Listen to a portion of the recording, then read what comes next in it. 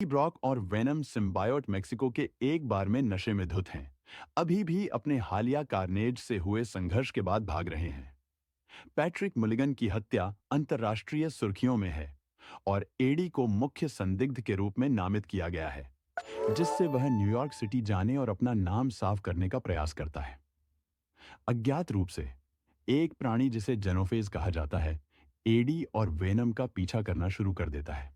हाल की घटनाओं ने रेक्स स्ट्रिकलैंड का ध्यान आकर्षित किया है, जो एक सैनिक है और इम्पीरियम नामक सरकारी ऑपरेशन का संचालन करता है, जो जल्द ही डीकमीशन होने जा रहे एरिया 51 पर उन अन्य सिम्बायोट्स को पकड़ने और अध्ययन करने का कार्य करता है जो पृथ्वी पर गिरे हैं।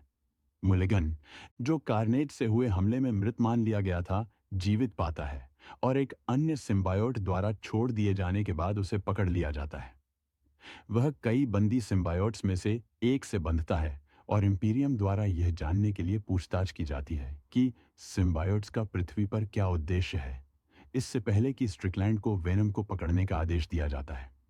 न्यूयॉर्क सिटी के लिए एक विमान के किनारे पर चिपकते हुए एडी और वेनम पर जेनोफेज का हमला होता है और उन्हें एक रेगिस्तानी क्षेत्र में गिरना पड़ता है। वेनम एडी को समझाता है कि जेनोफेज उन सभी सिम्बायोट्स को ब्रह्मांड में छोड़ने के लिए बने थे, जिन्हें उसके निर्माता द्वारा उनकी कैद से मुक्त किया जा सके। क्योंकि वेनम ने पहले एडी को जीवन में वापस लाया था, अब उसके पास एक कोडेक्स है जिसे जेनोफेज पृथ्वी पर ट्रैक कर रहे हैं। एक बार जब वेनम और एडी स्ट्रिकलैंड और उसके सैनिकों से किसी तरह बचने में सफल होते हैं, तो वे एक यात्रा करने वाले हिप्पी परिवार से मिलते हैं, जो उन्हें लास वेगास जाने के लिए लिफ्ट देते हैं। इस बीच मुलिगन का नया सिम्बायोट स्ट्रिकलैंड और उसकी टीम को क्नल के असली इरादों और कोडेक्स की भूमिका के बारे में बताता है, जिसे केवल तब नष्ट किया जा सकता है जब या तो एडी या वेनम मरे। लास वेगास पहुंचने पर एडी और वेनम एक कैसिनो में मिसेस चेन से मिलते हैं और वेनम उनके साथ डांस करता है, इससे पहले कि वे फिर से जेनोफेज द्वारा घेर लिए जाते हैं। स्ट्रिकलैंड की टीम पहुंचती है, वेनम को पकड़ लेती है और एडी को अचेत कर देती है।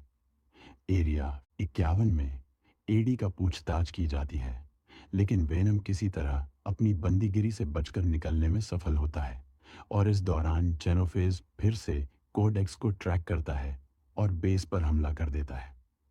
वेनम अन्य सिम्बायोट्स को रिलीज करने का आदेश देता है, जो नए मेजबानों के साथ बंध जाते हैं और जेनोफेज से लड़ने के लिए संघर्ष करते हैं।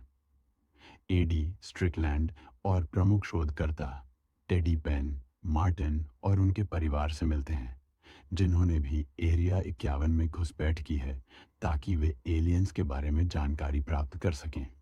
क्नल ने कोडेक्स की स्थिति का पता लगा लिया है और जेनोफेज को पोर्टल्स के माध्यम से भेजने का आदेश दिया है ताकि वेनम पर हमला कर सकें। एडी कोशिश करता है कि वह जेनोफेज को भटकाकर मार्टिन और उसके परिवार को बचा सके, जो अन्य सिम्बायोट्स की मदद से बचकर निकल जाते हैं। ये समझने के बाद कि वह अपनी मेजबान से अलग होकर कोडेक्स को नष्ट करने और ब्रह्मांड को बचाने के लिए क्या करना चाहिए, वेनम एडी से अलविदा कहता है और जेनोफेज के साथ विलीन हो जाता है, जिससे उन्हें एसिड टैंक की ओर ले जाता है और एक मॉर्टली घायल स्ट्रिकलैंड अपने ग्रेनेड को सेट करता है ताकि वेनम और जेनोफेज को नष्ट किया जा सके। एडी बेस की आग में जलते हुए बेहोश हो जाता है।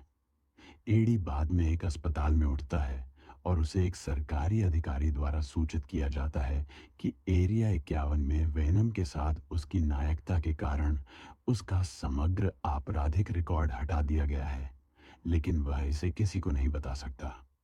न्यूयॉर्क सिटी पहुंचने पर एडी वेनम के साथ बिताए गए पलों को याद करते हुए स्टैचू ऑफ लिबर्टी को देखता है।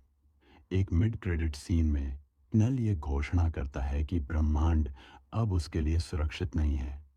एक पोस्ट क्रेडिट सीन में एक बर्तन बनाने वाला आदमी एरिया 61 से घबराए हुए भागता है, जबकि एक कॉकरोच दिखता है जो वेनम सिम्बायोट के साथ मिल